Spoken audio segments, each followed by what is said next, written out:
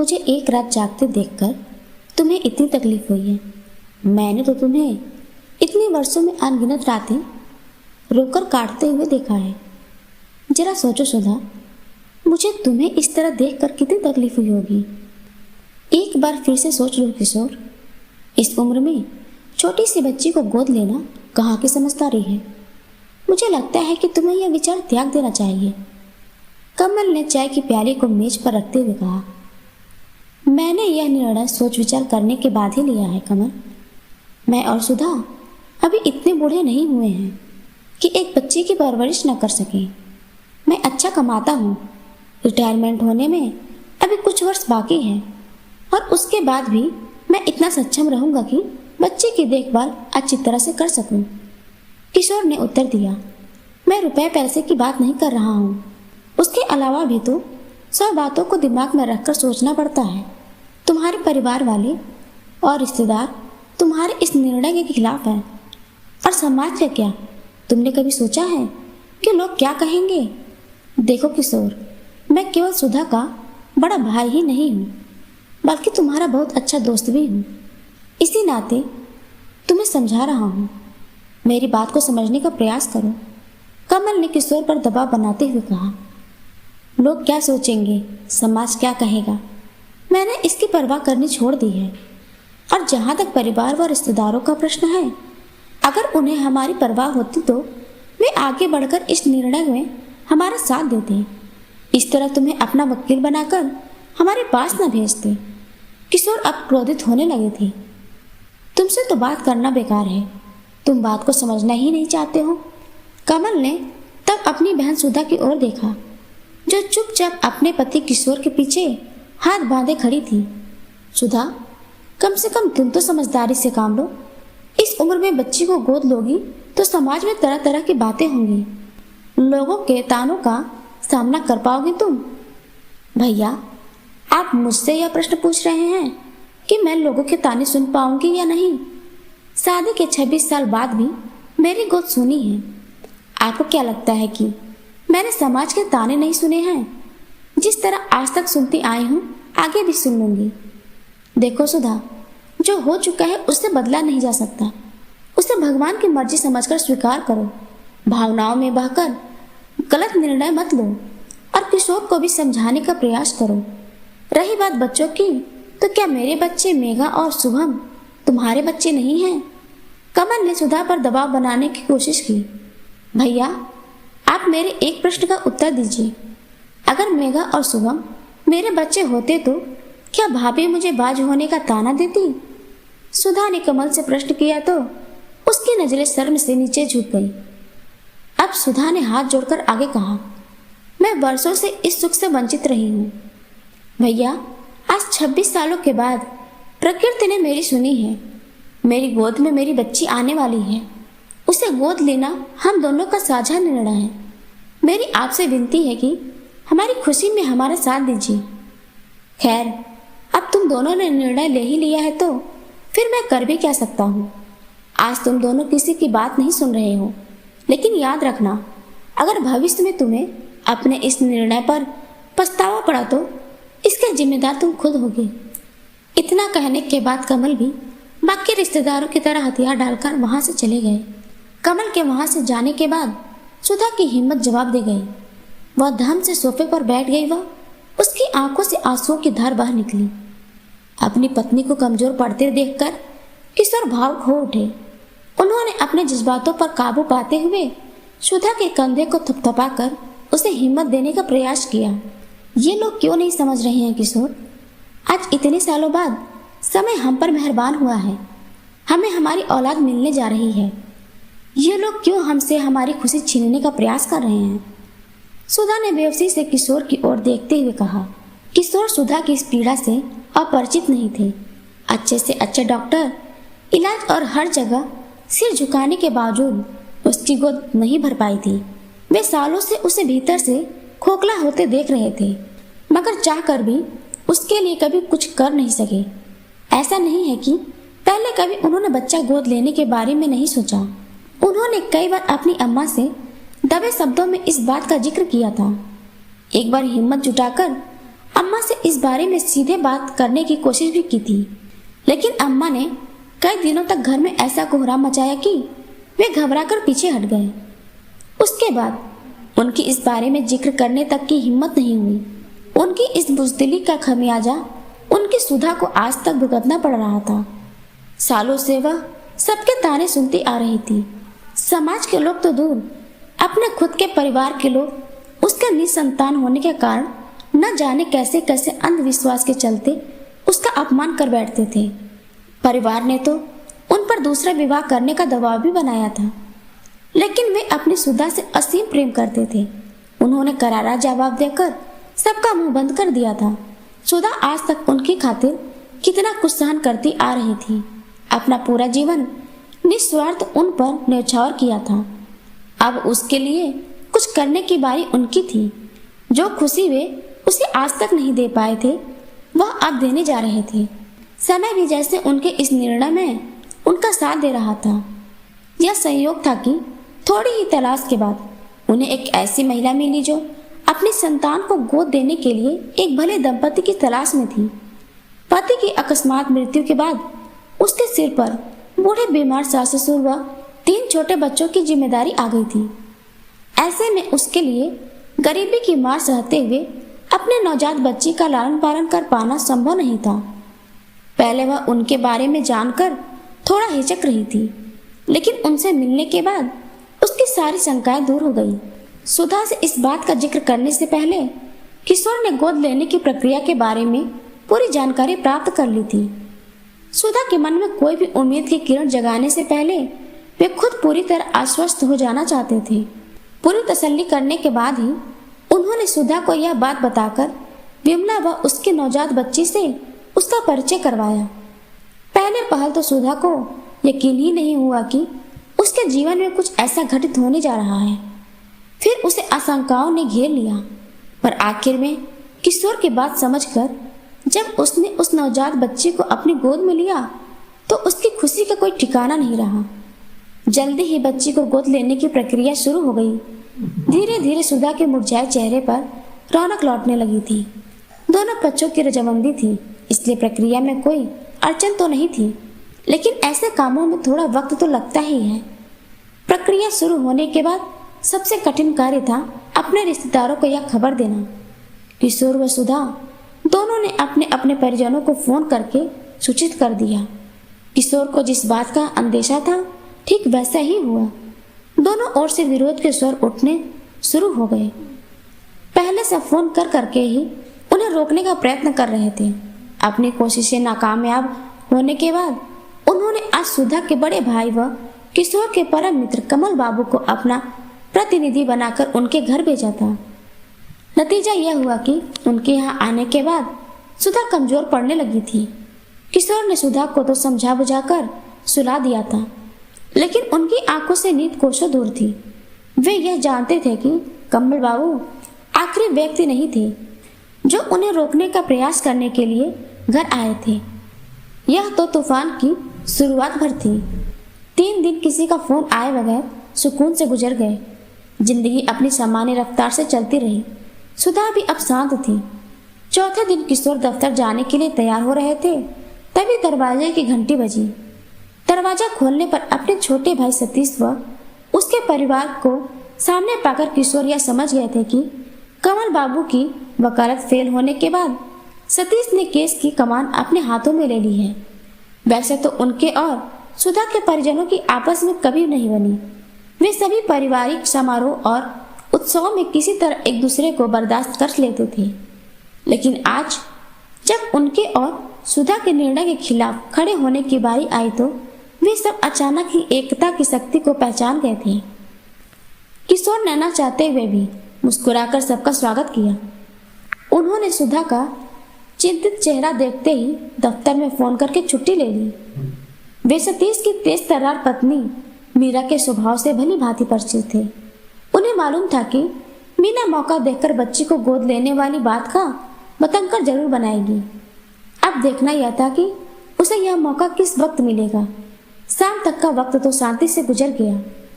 शाम के समय किशोर व सतीश साथ बैठकर बातें कर रहे थे। मीना सुधा के साथ रसोई में चली गई थी।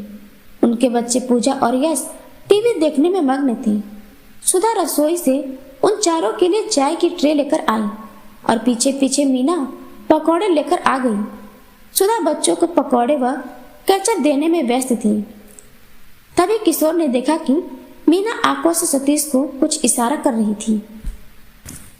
वे कुछ समझ पाते इससे पहले ही सतीश बोल पड़ा, भाई साहब, मुझे आपसे कुछ बात करनी है। यह तो किशोर भी जानते थे कि उनके छोटे भाई को उनसे क्या बात करनी थी, फिर भी उन्होंने अनजान बनते हुए कहा, हाँ बोलो सतीश, किस बारे में बात करनी है। सतीश अपनी पत्नी मीना की भांति तेज तर्रार नहीं था। उसने गोल मोल बातें करनी शुरू कर दी। वो भाई साहब, आपको तो पता होगा ही कि घर वाले आपसे नाराज हैं। रिश्तेदारों के बीच में भी यही चर्चा चल रही है। दीदी का फोन आया था, वे भी बहुत चिंतित लग रही थी। आप समझ रहे हो ना कि मैं किस बारे में बात कर रहा हूँ? किशोर ने धैर्यपूर्वक कहा, नहीं सतीश, मैं कुछ समझ नहीं पा रहा हूँ। इस प्रकार घुमा फिरा कर बात मत करो। जो कहना चाहते हो साफ साफ कहो। सतीश ने मीना की ओर देखा, जो उसे गुस्से में खा जाने वाली नजरों से घूर रही थी। फिर उसने किशोर की ओर देखकर कहा, भाई साहब, आप और भाभी एक बच्ची को गोद लेना चाहते हैं ना? इसमें हम में से किसी की भी सहमति नहीं है। रिश्तेदार और परिवार सभी आपसे नाराज हैं, इसलिए आप यह विचार त्याग दीजिए। किशोर ने शांत भाव से पकौड़े खाया और कहा, किसी की सहमति नहीं है से तुम्हारा क्या मतलब है सतीश? मैंने तुम्हारी या किसी और की आज्ञा मांगी ही कब थी? सतीश से इसका कोई उत्तर न देते बना तो उसने सहायता के लिए मीना की ओर देखा। मीना ने पति की हालत देखकर बिना देर किए बातचीत की कमान खुद संभाल ली। भाई साहब, इनके कहने का मतलब था कि पूरे उम्र तो आपने बच्चा गोद लेने के बारे में सोचा नहीं। अब कहाँ इस उम्र में आप छोटी सी बच्चे की जिम्मेदारी उठाएंगे? और अगर आपको बच्चों की कमी इतनी ही खल रही है तो पूजा और यश है ना, आप अपने सारे अरमान इनके जरिए पूरे कीजिए। ये दोनों भी तो आपके ही संतान हैं। मैं ठीक कह रही हूँ ना भाभी जी? इतना कहकर मीना ने सुधा की ओर देखा, जिसका पूरा ध्यान अब मीना और सतीश की बातों पर था। किशोर ने मीना से मुस्कुरा कर कहा, मीना, यह विचार तो मेरे मन में वर्षों पहले ही आ गया था, लेकिन अगर उस वक्त मैंने अम्मा के आगे न झुककर थोड़ी हिम्मत से काम लिया होता तो आज हमारी संतान में यश की उम्र की होती। और जहाँ तक पूजा और यश को अपनी संतान मानने की बात है तो ये दोनों भी हमारे ही बच्चे हैं। हमने सदा इन्हें अपना ही माना है।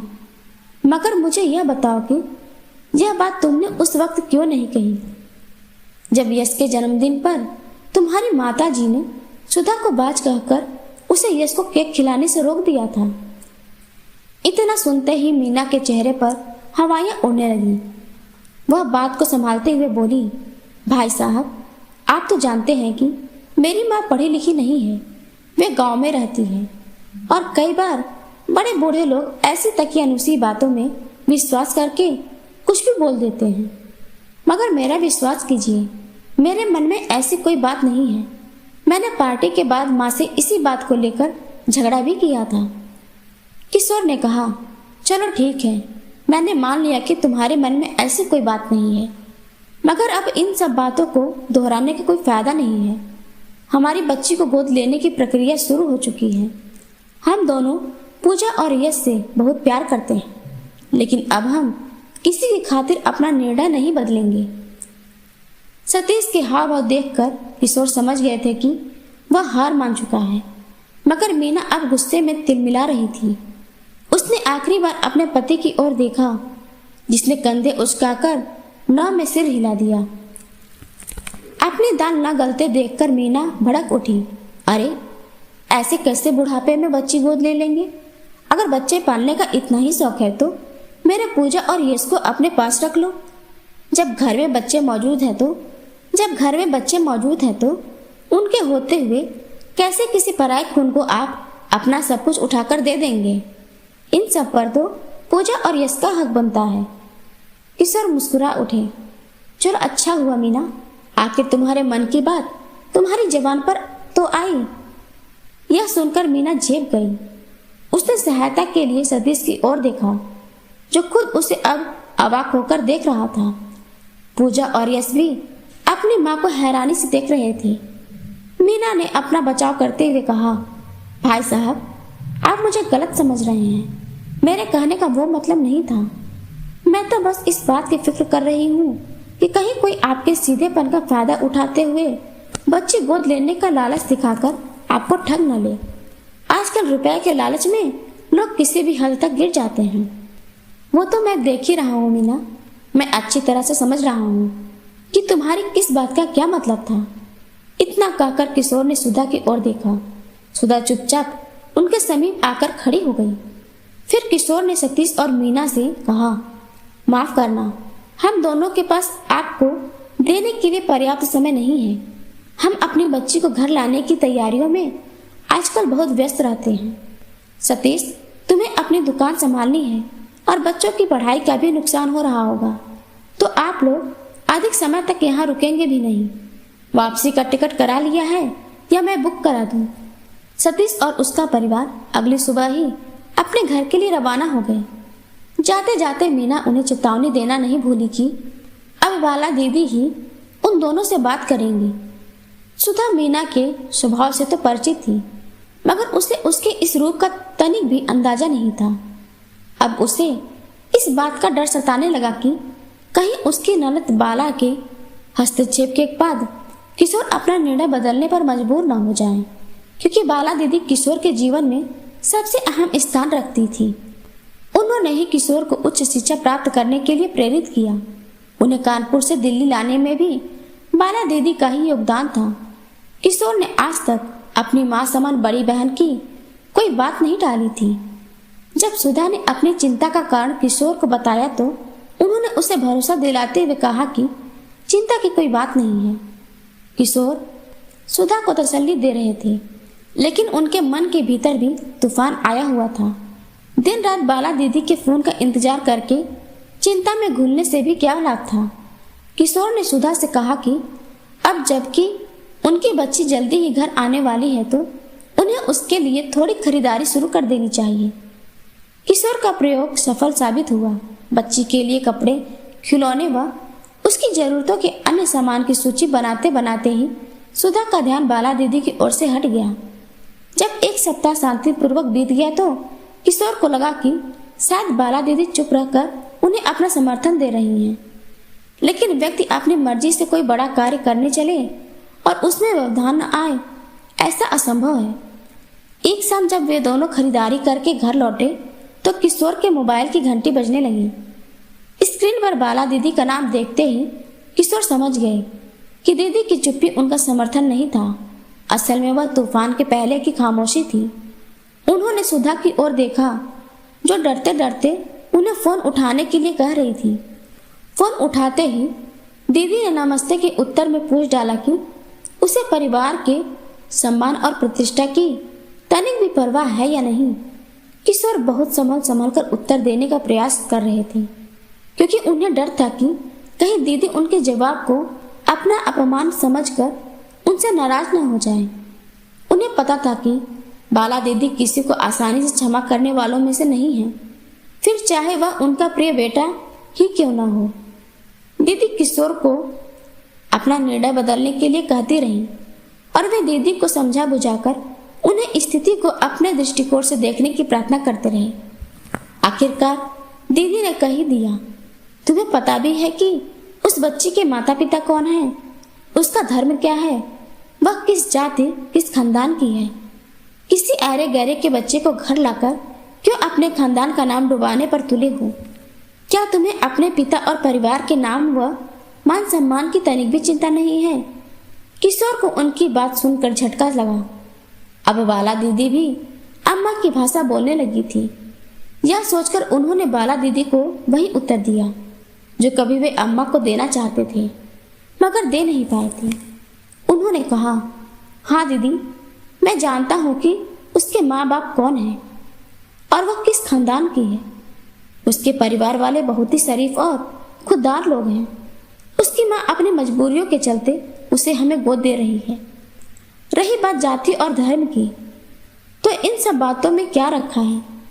पैदा तो वह इंसान की बच्ची बनकर हुई है, और आप ही तो कहती थी कि बच्चे गीली मिट्टी की तरह होते हैं, उन्हें जिस साँचे में डालो वे उसी साँचे में ढल जाते हैं। आप बिल्कुल फिक्र मत कीजिए, आपकी भतीजी की परवरिश उसी तरह से होगी जिस तरह आप चाहती हैं। बातों के जाल मुझ पर मत फेंको। तुम अच्छी तरह से जानते हो कि आज अगर अम्मा हमारे बीच में होती तो वे भी यही कहती। आज तुम बहुत बड़ी बड़ी बातें कर रहे हो। आदर्शवादी होने का विचार तो बहुत अच्छा है, पर असल जिंदगी में इस विचार का कोई स्थान नहीं है। याद रखना, एक दिन तुम अपने इस निर्णय पर बहुत पछताओगे। मैंने आज तक हर बात में तुम्हारा साथ दिया है, यहाँ तक कि सुधा को दिल्ली लेकर जाने के निर्णय में भी मैंने अम्मा के खिलाफ जाकर तुम्हारी मदद की थी। लेकिन आज तुम्हारे इस फैसले में मैं तुम्हारे साथ नहीं हूँ। याद रखना, अगर तुम इस बच्ची को घर लाओगे तो आज के बाद मेरा और तुम्हारा कोई संबंध नहीं होगा। यह मेरा अंतिम निर्णय है।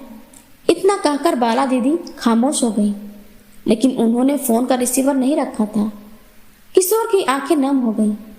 वे बाला दीदी का बहुत सम्मान करते थे, लेकिन वे अपनी पत्नी सुधा से भी बहुत प्यार करते थे। वे खुद को इस वक्त दो हिस्सों में बटा हुआ महसूस कर रहे थे। उन्होंने भी मन ही मन निर्णय ले लिया था कि उन्हें क्या करना है।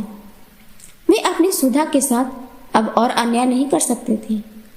उन्होंने गहरी सांस भरते हुए कहा, दीदी, आप मेरे लिए सिर्फ मेरी बड़ी बहन नहीं हैं, बल्कि मेरी माँ से भी बढ़कर हैं। मैं चाहता हूँ कि आपकी भतीजी आपकी नाराजगी नहीं, आपके आशीर्वाद के साथ अपने घर में प्रवेश करे। उसका नाम भी आपको ही रखना है। आपके बिना हमारी खुशियाँ अधूरी रहेंगी। हम सब आपके घर आने का इंतजार करेंगे। आपका छोटा भाई आपकी नन्ही भतीजी के साथ आपका इंतजार करेंगे। उस रात किशोर सो न सके। वे पूरी रात बेचैनी से करवटें बदलते रहे। सुधा चिंतित होकर उन्हें जागते हुए देखती रही। सुबह उनका उतरा हुआ चेहरा देखकर उससे रहा न गया। वह किशोर का चाय का कप देखकर उनके पास ही बैठ गई और बहुत ध्यान से उनका चेहरा देखने लगी। किशोर ने उसकी ओर बिना देखे पूछ लिया, कुछ कहना चाहती हो सुधा? सुधा बस उनके इसी प्रश्न का इंतजार कर रही थी। वह रुआसी हो उठी। आप जानते हैं ना कि मेरे लिए इस संसार में आपसे अधिक महत्वपूर्ण कोई नहीं है, औलाद भी नहीं। और मैं भी अच्छी तरह से जानती हूँ कि आपके जीवन में बाला दीदी का क्या स्थान है। आप उन्हें मना लीजिए। मुझे बच्ची नहीं चाहिए। क्या मैं पहले संतान के बगैर नहीं जी रही थी, जो आगे नहीं जी पाऊंगी? मैं सोच लूंगी कि मेरे जीवन में संतान का सुख ही नहीं था। मैं आपको इस तरह परेशान होते हुए नहीं देख सकती। आप पूरी रात एक मिनट के लिए भी नहीं सोए हैं। दफ्तर में सारा दिन कैसे बिताएंगे? इस तरह तो आपकी तबीयत खराब हो जाएगी। आप बाला दीदी को फोन करके कह दीजिए कि हम बच्ची को गोद नहीं ले रहे हैं। अपने प्रति सुधा का यह प्रेम और समर्पण देखकर किशोर मन ही मन मुस्कुरा उठे। सुधा के एक कथन ने उनके मन में चल रही कश्मकश को खत्म कर दिया था। अब उन्हें पहले से भी कहीं अधिक विश्वास हो गया था कि उनका निर्णय बिल्कुल सही है। उन्होंने सुधा का हाथ अपने हाथों में लेकर कहा, मुझे एक रात जागते देखकर तुम्हें इतनी तकलीफ हुई है। मैंने तो तुम्हें इतने रातों में अनगिनत रातें रो रो कर काटते हुए देखा है। जरा सोचो सुधा, तुम्हें मुझे इस तरह देखकर कितनी तकलीफ हुई होगी। फिर किशोर ने आगे कहा, तुम कितना भी चाहो, लेकिन मुझसे अपने आंसू और दर्द नहीं छिपा सकती हो सुधा। पिछले 26 सालों में तुमने बिना कोई सवाल किए मेरी हर बात मानी है। मेरे हर सुख दुख में मेरा साथ दिया है। मेरे और मेरे परिवार के प्रति अपने सारे कर्तव्य अपनी क्षमता से बढ़कर निभाए हैं, और बदले में मुझसे कभी कोई उम्मीद नहीं की। अब मेरी बारी है सुधा। तुम्हारे प्रति मेरे इस कर्तव्य को निभाने से मुझे संसार की कोई शक्ति नहीं रोक पाएगी। जहाँ तक बाला दीदी का प्रश्न है, तो मैं जीवन भर उन्हें मनाने का प्रयास करता रहूँगा, और मैं जानता हूँ कि एक न एक दिन वे जरूर मान जाएंगी। लेकिन अब मैं इतना आगे बढ़ने के बाद अपना कदम पीछे नहीं हटाऊंगा। उनकी बातें सुनकर सुधा की आंखों से आंसू बह निकले। किशोर ने उन्हें अपने हाथों से पोंछते हुए कहा, अच्छा बाबा, अब ज्यादा भाव खोने की जरूरत नहीं है। जरा यह तो बताओ कि तुम हमारी बिटिया को प्यार से क्या कहकर बुलाओगी? सुधा ने सिसकते हुए कहा, बिट्टो, मुझ पर यकीन रखो सुधा, बहुत जल्दी हमारी बिट्टो घर आएगी। उस दिन के बाद किशोर या सुधा किसी के घर वालों ने उनसे संपर्क करने की कोशिश नहीं की। बच्ची के घर आने से एक सप्ताह पूर्व तक उनके रिश्तेदारों के साथ साथ मित्रों व पड़ोसियों को भी उनके आने की खबर मिल गई थी। कुछ चुनिंदा लोगों ने उनके इस कदम की सराहना की, लेकिन कटाक्ष व आलोचना करने वालों की संख्या अधिक थी। किशोर व सुधा ने किसी की बातों पर ध्यान नहीं दिया। वे अपने घर को अपनी बच्ची के हिसाब से व्यवस्थित करने में व्यस्त रहे। दोनों ने साथ मिलकर अपनी बिट्टो का कमरा सजाया था। सुधा दिन में कई कई बार जाकर सारा कमरा देखती कि कहीं कोई कमी तो नहीं रह गई है। घर के सारे नुकीले कोनों वाले सामान व फर्नीचर को बदल दिया गया। उनके घर में अब उनकी जरूरत से ज्यादा उनकी बच्ची की जरूरत का सामान था। किशोर इस बात को लेकर अक्सर सुधा को छेड़ते और सुधा मुस्कुरा कर कह उठती, अभी तो मैंने अपनी बिट्टो के लिए कुछ खरीदा ही कहाँ है। एक बार उसे आने दो, फिर देखना, पता नहीं किस किस चीज की जरूरत पड़ेगी। मैं उसे कभी किसी चीज की कमी महसूस नहीं होने दूंगी। सुधा का खिला हुआ चेहरा देखकर किशोर मन ही मन खुश हो जाते थे। और फिर वह दिन भी जल्दी ही आ गया जिसके लिए सुधा ने पूरे 26 सालों का इंतजार किया था। वे दोनों सबसे पहले अपनी बच्ची को ले डॉक्टर से उसकी जांच करवाई। बच्ची बिल्कुल स्वस्थ थी। उसके बाद ही वे उसे घर लेकर आए। सुधा की खुशी का तो जैसे कोई ठिकाना ही नहीं था। उसकी नजरें एक पल के लिए भी अपनी बेटी के चेहरे से नहीं हट रही थी। वह बार बार उसे चूमती व उसकी बालाएं लेती। वह अनगिनत बार प्रकृति का धन्यवाद कर चुकी थी। बच्ची के रोने पर भी वह खुशी से हंसती हुई बावरी हुई जा रही थी। बस एक ही समस्या थी, बच्ची अभी उन्हें पहचानती नहीं थी। वह उन्हें ध्यान से देखती, फिर अनजान चेहरों को सामने पाकर हिलक हिलक कर रोती। लाख चुप कराने पर भी वह सुबकती रहती, फिर थक हार कर दूध पीकर सो जाती। यह सब देख सुधा बहुत चिंतित हो गई। किशोर ने उसे समझाने का प्रयास किया, देखो सुधा, हमारी बेटी अभी बहुत छोटी है। उसे हमें पहचानने व अपनाने में थोड़ा समय लगेगा। अगर हमें अपना घर छोड़कर अपनों से दूर जाकर रहना पड़े तो हम भी बेचैन हो जाएंगे। फिर यह तो कुछ माह की अबोध बच्ची है। थोड़ा समय दो और धीरज रखो, इसमें परेशान होने वाली कोई बात नहीं है। शुरू शुरू में सुधा बच्ची के रोने व चिड़चिड़ाने पर परेशान हो जाती थी, लेकिन फिर किशोर की सलाह पर उसने थोड़ा संयम से काम लिया। इस बीच उनके घर में मित्रों व परिचितों का आना जाना लगा रहा। सुधा व किशोर को अपने धैर्य का पुरस्कार उस दिन मिला जब उनके एक मित्र दंपति घर पर आए। वे उनकी बच्ची को गोद में लेकर दुलार कर रहे थे। मित्र की पत्नी के मुंह से मां शब्द निकलते ही बिट्टो ने सुधा की ओर अपनी नन्ही उंगली से इशारा किया। सुधा ने यह देखा और फिर से उन्हें ऐसा ही कहने के लिए कहा। मां शब्द सुनते ही बिट्टो ने फिर से सुधा की ओर इशारा किया। सुधा ने मुस्कुराकर प्यार से बिट्टो को कहकर पुकारा तो उसने किलकारी भरते हुए सुधा की ओर हाथ बढ़ा दिए, मानो कह रही हो, माँ मुझे अपनी गोद में ले लो। बेटे की बात समझते हुए सुधा ने उसे अपनी गोद में ले लिया, उसका माथा चूमा। सभी हतप्रस्त होकर दोनों माँ बेटे का मिलाप देख रही थी। सुधा किशोर की ओर देखकर चहक उठी, जो पहले से ही उन दोनों को नम आंखों से देखते हुए मुस्कुरा रहे थे। उसके बाद तो जैसे उन दोनों की दुनिया ही बदल गई। किशोर ने कुछ दिनों के लिए दफ्तर में छुट्टी ले ली थी। वे अपना सारा समय अपनी पत्नी और नन्ही बिटिया के साथ बिताना चाहते थे। सुधा अपनी बिट्टो को रोज नई नई रंग बिरंगी सुंदर फ्रॉक पहनाती और साथ ही नजर का काला टीका लगाना न भूलती। बिट्टो अपने खिलौनों को देखकर ताली बजाती और उनसे अपनी भाषा में बात करती। वह किशोर की पैंट खींचकर उनसे खुद को गोद लेने के लिए कहती, लेकिन सुधा के कमरे में आते ही उसकी गोद में चली जाती। फिर किशोर झूठ मूठ टूटने का नाटक करते और दोनों माँ बेटी मिलकर उन पर हंसती। बिट्टू ने उनके सूने अंधेरे जीवन में खुशियों का उजाला भर दिया था। अब वह उन्हें अपने माता पिता के रूप में पहचानने लगी थी। इससे बढ़कर खुशी की बात उनके लिए हो ही नहीं सकती थी। सब कुछ अच्छा चल रहा था। अब बस एक ही कमी थी। वे दोनों चाहते थे कि उनके परिवार के सभी सदस्य भी उनके बच्चे को स्वीकार कर लें। बिट्टू उनकी बेटी थी। इस सत्य को अब उन्हें भी सहर्ष स्वीकार कर लेना चाहिए था।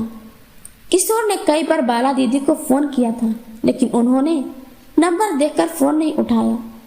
उन्होंने घर के फोन पर कॉल किया तो बाला दीदी ने नौकर से कहलवा दिया कि वे घर पर नहीं हैं। इसी दौरान उन्हें एक रिश्तेदार से पता चला कि बाला दीदी की बेटी गौरी की शादी अगले माह होना तय है।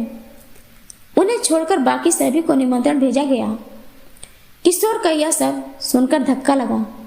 वे जानते थे कि बाला दीदी उनसे नाराज हैं, मगर इतनी भी क्या नाराजगी कि इकलौती भांजी की शादी में मामा को न बुलाया जाए।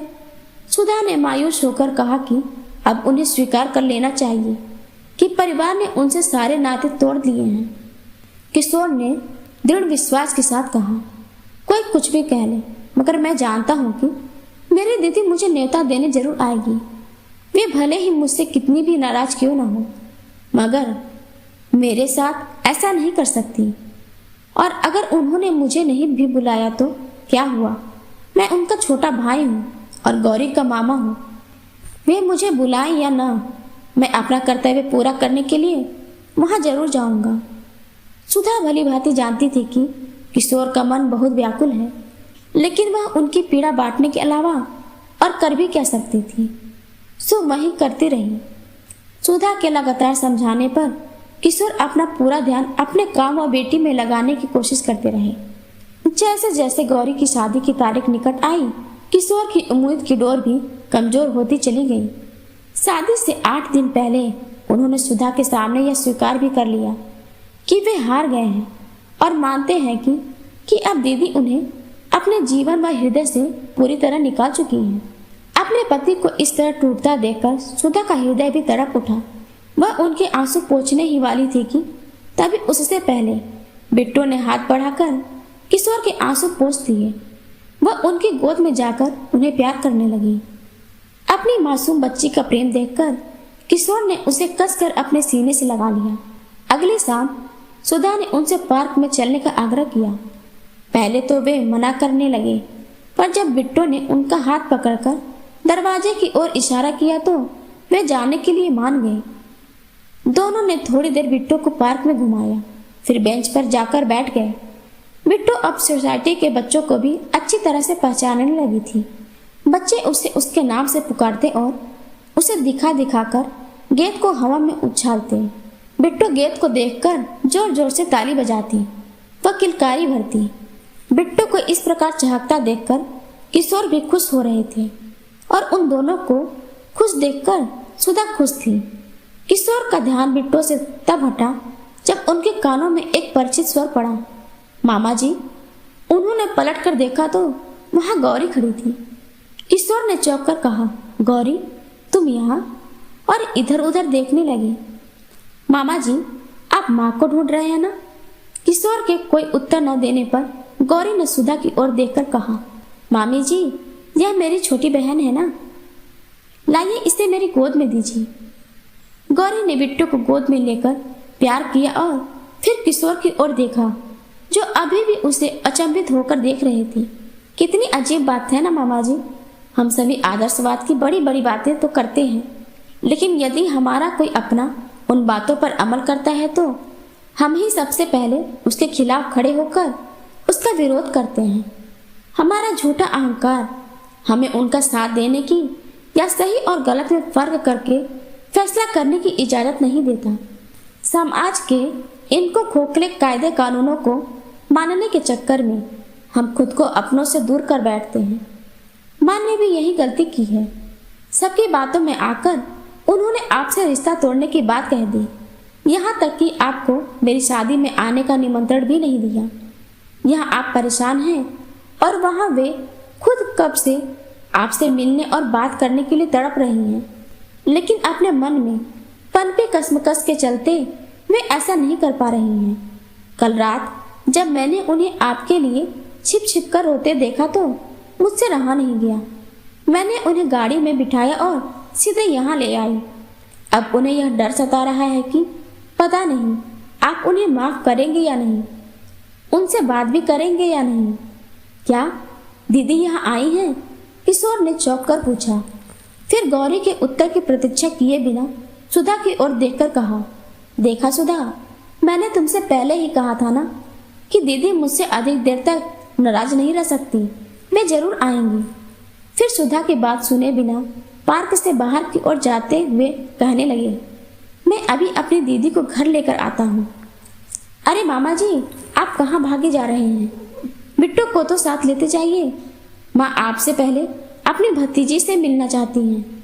बिट्टू के बिना मेरी शादी में आने की सोचिएगा भी मत। गौरी ने किशोर का उतावलापन देखकर हंसते हुए कहा। किशोर ने जल्दी से वापस आकर बिट्टू को अपनी गोद में लिया।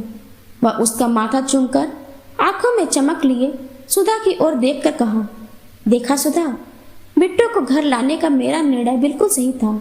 फिर बेटी को गुदगुदी करते हुए कहा, चल बिट्टू, तेरी बुआ को घर लेकर आते हैं। नन्ही बिट्टू को भला क्या समझ आता। वह किलकारी भरते हुए अपने पिता के साथ चली गई। गौरी उन्हें बहुत गंभीर होकर देख रही थी। उसे ध्यान मग्न देखकर सुधा ने उससे पूछा, क्या सोच रही हो गौरी? गौरी ने हल्की सी मुस्कान के साथ उत्तर दिया, बिट्टू को घर लाकर आपने बहुत अच्छा किया है मामी जी, मुझे आप दोनों पर गर्व है। उसकी बात सुनकर सुधा ने उसे गले से लगा लिया और धीरे से उसके कान में कहा, थैंक यू गौरी। अब उसके दिल में किसी तरह की कोई उलझन या कसमकस नहीं थी। वह आंखों में गर्व और तृप्ति की चमक लिए अपने पति व बेटी को पार्क से बाहर जाते हुए देख रही थी।